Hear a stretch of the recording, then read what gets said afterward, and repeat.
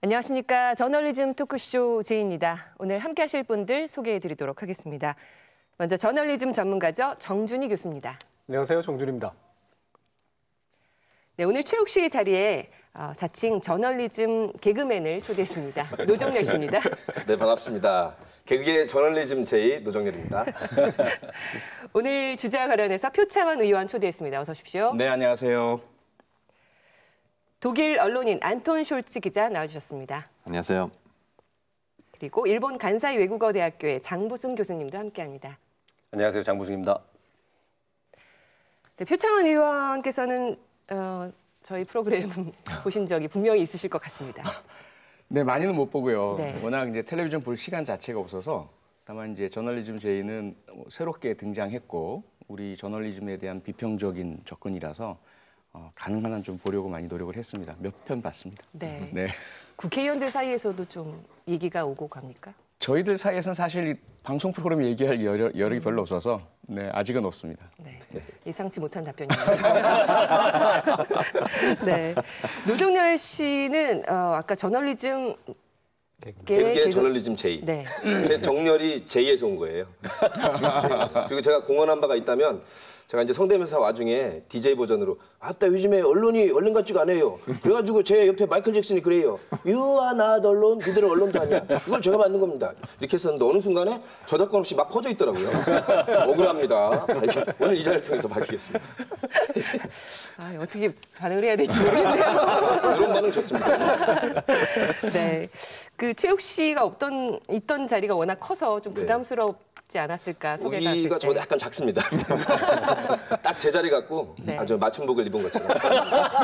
우기야 열심히 해라 너. 최욱 씨가 이 저널리스트로서의 역할이 좀 부담스러웠나 봅니다. 예능인으로서의 외유를 가셔서 오늘 특별히 노정열 씨를 모셨습니다. 고맙습니다. 맹활약 기대하겠습니다. 네. 본격적인 주제 이야기에 앞서서 지난 방송 이야기를 좀 해볼까 하는데요. 지난주 저희 저널리즘 토크쇼 제2에서 세월호 참사 5주기와 관련한 언론 보도를 잠시 짚어보는 시간을 가졌습니다. 그중에 조선일보에 쓴 그 서울 외신기자 클럽 전 회장으로 소개가 된 마이클 브린의 칼럼을 소개해드리면서 이야기를 이어가는데요. 김대중 칼럼도 소개를 해드렸고요. 이 방송 이후에 지난 23일 조선일보가 기사를 냈습니다. 칼럼 쓴 전 외신 기자, KBS 영어 원문까지 요구, 안기부 시절이 떠올랐다는 제목의 기사였습니다.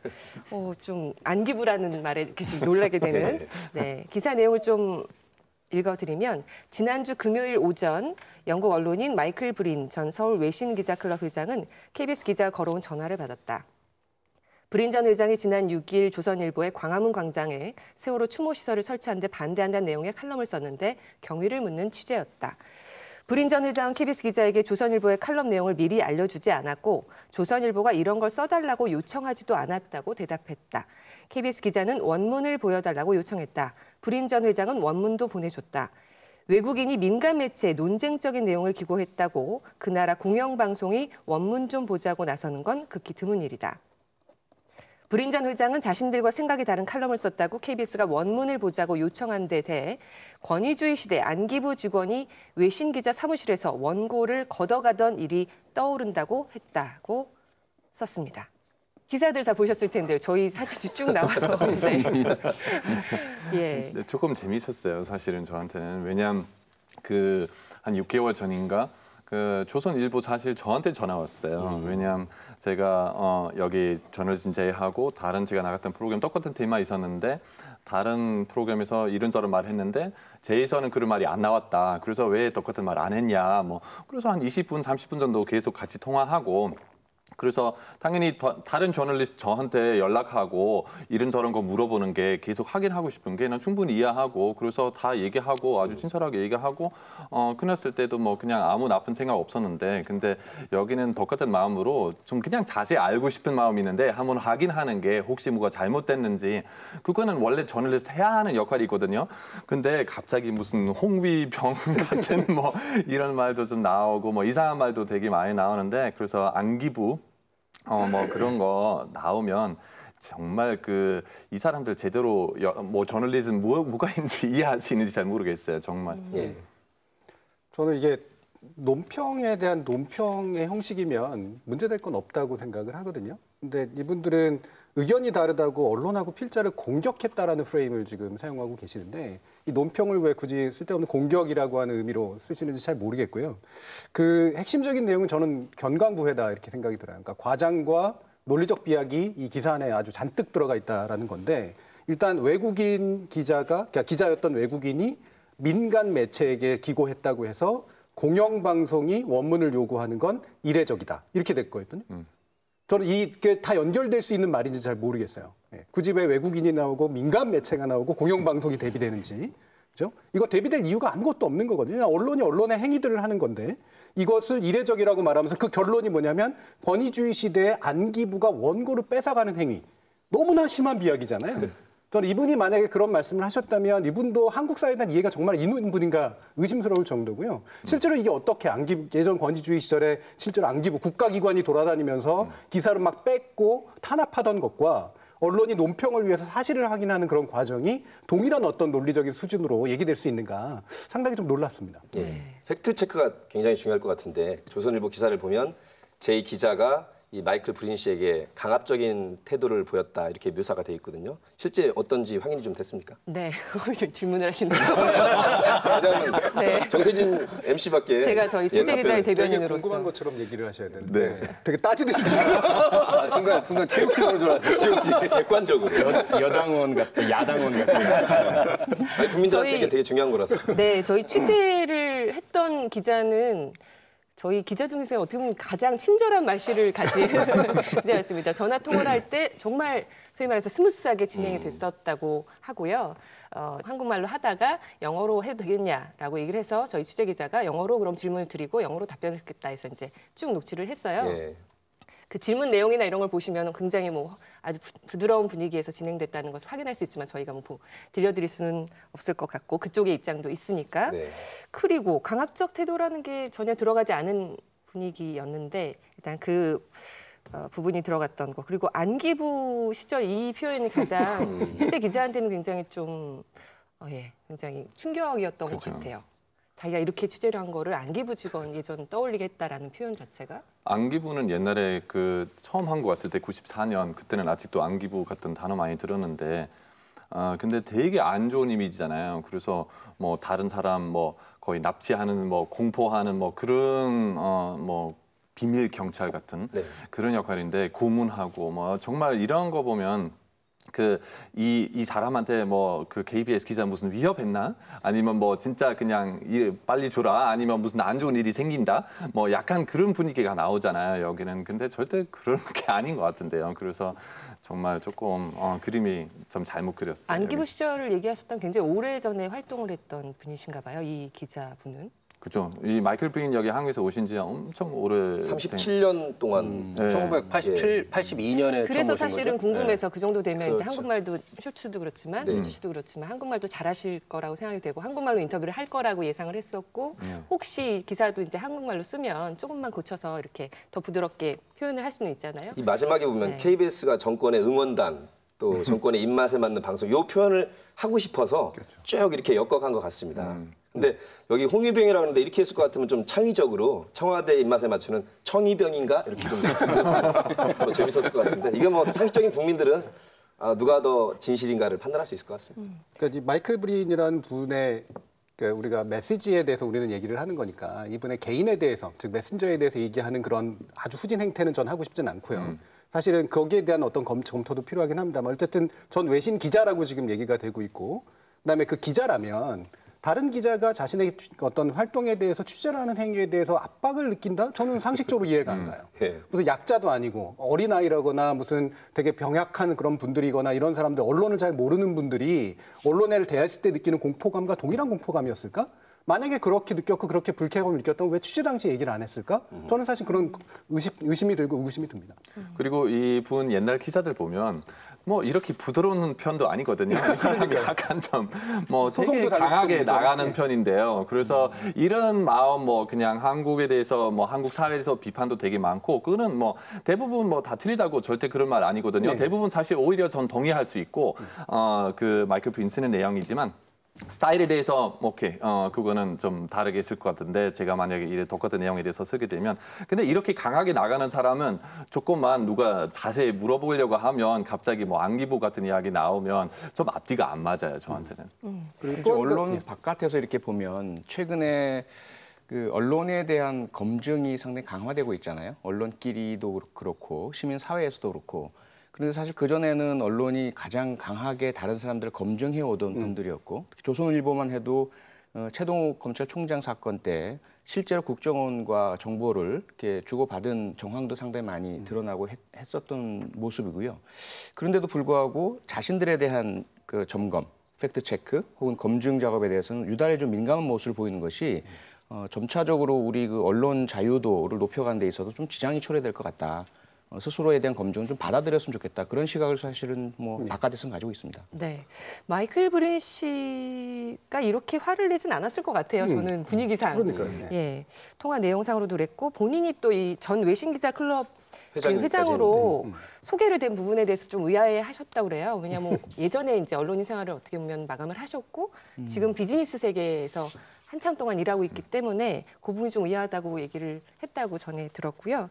그리고 그 사설에서 지난 24일 조선일보 사설을 보면 자신들의 의견과 다르다고 언론 필자 공격하는 홍위병 KBS라는 제목의 사설을 실었는데 전 서울 외신기자클럽 회장인 이 필자는 조선일보가 써달라고 한 내용이 아니고 내용을 미리 알려주지도 않았다고 말했는데도 KBS는 한국 사정을 잘 모르는 외국인에게 특정 내용의 칼럼을 쓰도록 시켰거나 의도적으로 다르게 번역했을 것이라고 몰아갔다. 세상에는 다른 견해가 존재한다. KBS가 이 문제의 견해가 다르면 자신들만의 논평을 내보내면 된다. 그러지 않고 다른 언론에 다른 견해가 나오는 것 자체를 공격하고 있다. 이것은 사람들 입에 재갈을 물리던 홍위병 같은 행태다라고 썼습니다. 그러니까 이 부분이 이제 핵심인데 그러니까 논평과 공격의 차이가 어떤 건지 잘 모르겠어요.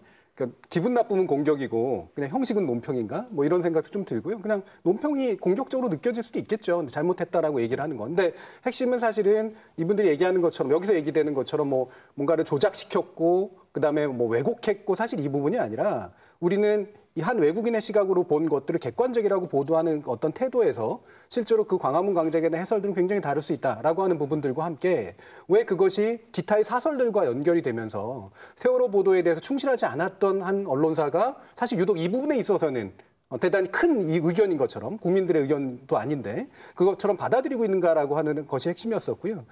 제가 얘기한 것 가운데 복화술 저널리즘이라는 말도 되게 불편했던 것 같아요. 근데 이 복화술이라는 게 왜 자기가 하고 싶은 이야기를 남을 지키냐 이제 결국 이런 얘기인데 실제로 이게 수준 낮게 너 이거 더 써줘. 이름만 빌려줘. 물론 그런 행태들도 일부 있었습니다만 예전에 보면.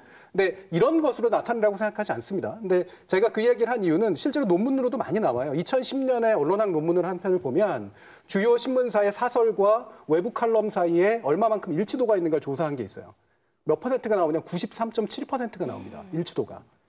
배치되는 것들이 1.4%가 뿐이 안 돼요. 조선일보의 경우는 그게 97% 수준까지 올라갑니다.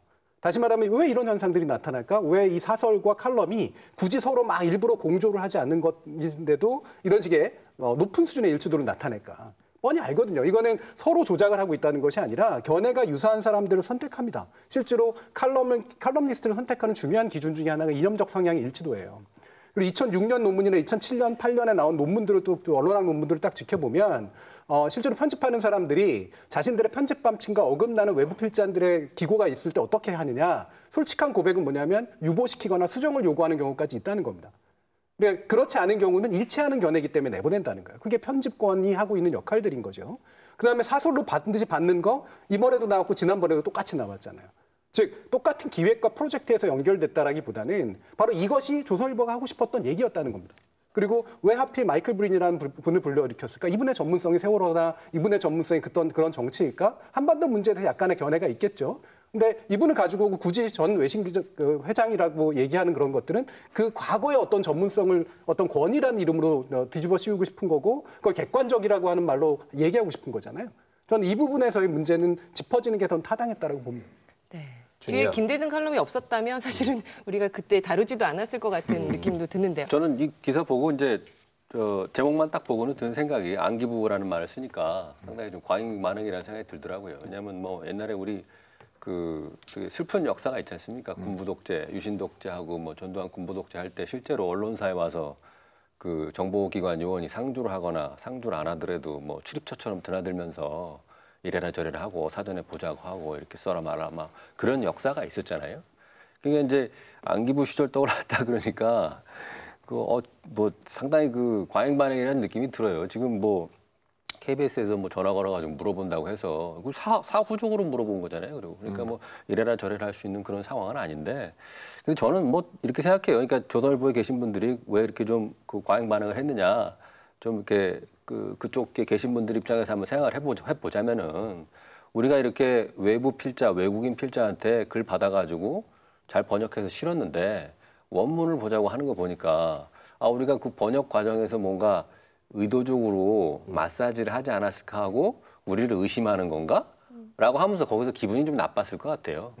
근데 그렇지만은 그거는 글쎄요, 그 논평을 하는 차원에서 그런 과정을 좀 이렇게 물어보다 보니까 취재하는 과정에서 나온 것이니까 저는 오히려 뭐 그렇게 하면 오히려 더 관심 가져주니까 좋은 거 아닌가 하는 생각도 들더라고요. 그리고 조선일보가 영어판도 있지 않습니까? 그럼 그 영어판에는 이 마이클 브린 선생이 쓴 그 영어 원문 그대로 실을 거 아니겠어요? 그거 보면은 다른 사람들이 다 알게 되니까 뭐 결국에는 비교하고 싶으면은 다 비교할 수 있는 것이고 영어 좀 하는 사람들은요.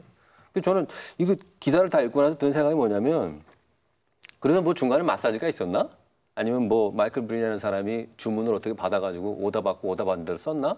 뭐 하는 그런 게 아니라고 명확하게 그런 생각이 말씀하셨어요. 들었는데 예. 또 그거는 또 아니라고 그러니까요. 그럼 뭐 문제 없는 거 아니겠어요? 본인이 칼럼이라는 거는 글쎄요 본인이 자기가 자의대로 썼다. 이건 내 이름으로 달고 나가는 기념 칼럼이니까 어디까지나 이거는 내가 쓴 거고 내가 책임진다라고 해서 그렇게 됐다고 하면은 그리고 중간에 그 번역 과정에서 마사지도 없었다고 그러고 그러니까 뭐 그러면은 그냥 그런 거로 마무리 지으면 되지 않나 하는 생각이 듭니다. 이분은 그냥 안기부라는 거에 어떤 큰 거를 생각하지 않고 얘기할 수도 있었을 것 같은데 조선일보 입장에서는 모르겠어요. 글쎄요, 왜냐하면 사실 한국 역사 잘하는 사람들 그러지 않을 것 같다고 그러게요. 생각해요. 네. 정말요. 그리고 홍위병도 여기 이런 단어 나오는 게 사실 되게 좀 충격적이라고 생각하거든요.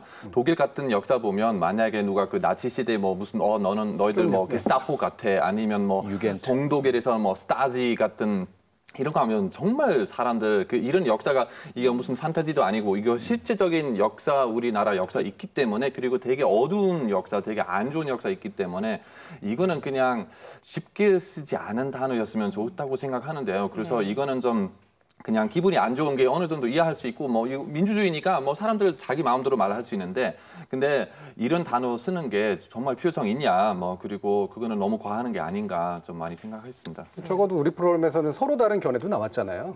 전 조선일보 기사에서 서로 다른 견해가 나온 거 본 적 없어요. 특히 이 세월호 관련해서는. 안기부라는 단어만 안 나왔어도 참 오늘 다루지 않고 또 넘어갔을 텐데요. 네. 아니 제가 의아했던 건 뭐냐면은 제가 옛날에 대학원 다닐 때 이분이 쓰신 그 책을 불교지로 썼었거든요.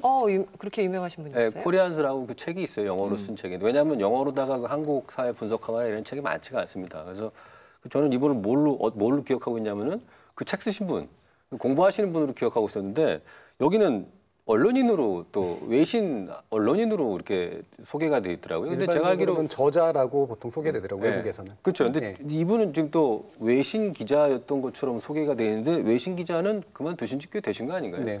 비교적 짧은 기간이었죠. 예. 그러니까 그것도 좀 그렇긴 했습니다. 예. 네, 저희가 찾아보니까 마이클 브린 씨가 지난 4월에 보니까 조선일보 오피니언 면이 더 넓어지고 다양해집니다 하면서 새로운 필진이 보강됐다 해서 이 네 분이 들어가 있더라고요. 그중에 마이클 브린이 들어간 걸 보니까 이쪽하고 뭐 어느 정도 성향이 맞거나 그런 이야기를 할 수 있는 분이 이미 모셔진 상태에서 저희는 그런 건 다 뭐 생각하고 그때 얘기를 한 게 아니어서 또 이런 또 일들이 있었던 것 같습니다. 아무튼 좀 나오지 말아야 될 표현이 나왔다는 거는 분명한 것 같아요. 조금 슬프고 그냥 아까 말씀했던 것처럼 어떤 단어를 그냥 너무 쉽게 쓰지 않았으면 좋겠어요. 그래서 근데 자극적이고 선정적인 그 제목을 뽑거나 헤드라인을 뽑는 게 일부 보수 신문들의 주특기거든요. 요즘에 국민들이 좀 현명해져서 홍위병이라든가 안기부라는 이런 선정적이고 자극적인 걸 뽑았다. 그러면 그것이 또 다른 편향성이구나 하고 프레임을 잘 읽어주시면 더 고마울 것 같습니다. 독일을 당연히 안기부하고 나치는 비교하고 싶지 않은데 근데 뭐 독일 민족한테 조금 충격적인 단어도 몇 가지 있는데 만약에 정치가는 뭐 어떻게 누구 나치하고 비슷하고 행동하면 이거 바로 스캔들이거든요. 네. 이 정도 수준 아마 아니지만 그래도 이런 그 언론도 그냥 그 조선일보 언론들도 이런 단어 사용하는 게 대해서 조금 더 민감했으면 좋을 텐데요. 자기들과 의견 다르다고 홍위병이라고 공격하는 조선일보 이러면 어떨까요? 거기에 계속 한번 해볼까요? 왔다 갔다. 교수님 어디까지가? 그만하세요.